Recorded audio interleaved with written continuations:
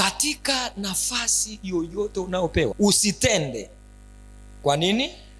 Kwa majivuno. Bwana Yesu asifiwe. Usifanye kazi kwa majivuno. Nafasi utakayopewa fanya kwa unyenyekevu. Fanya kwa unyenyekevu, huku ukiibeba ile nini? Kweli.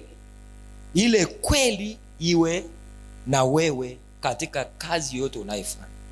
Wengi wametoka kwenye kweli, wamebaki kwenye eneo la mazoea.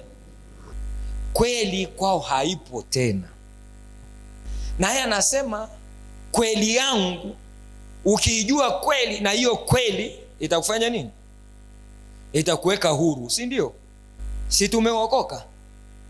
Hakuna watu waliookoka lakini mapepo yapo. Je, kwa nini pepo linaingia? Kweli haipo. Maana nasema hiyo kweli itakuweka nini? Huru. Bwana Yesu asifiwe.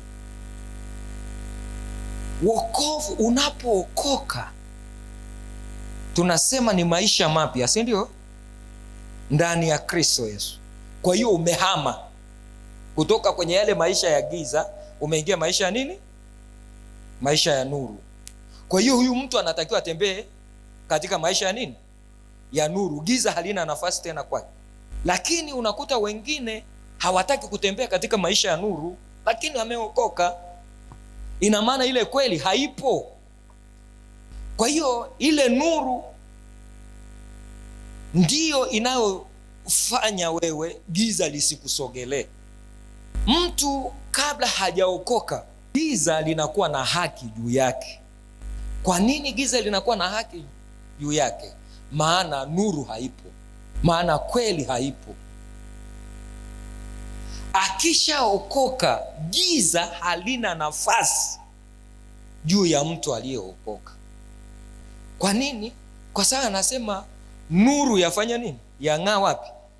Gizani. Wala hiyo giza haikuliweza hiyo nuru. Bwana Yesu asifiwe. Kwa hiyo wewe uliookoka, giza halina nguvu juu yako.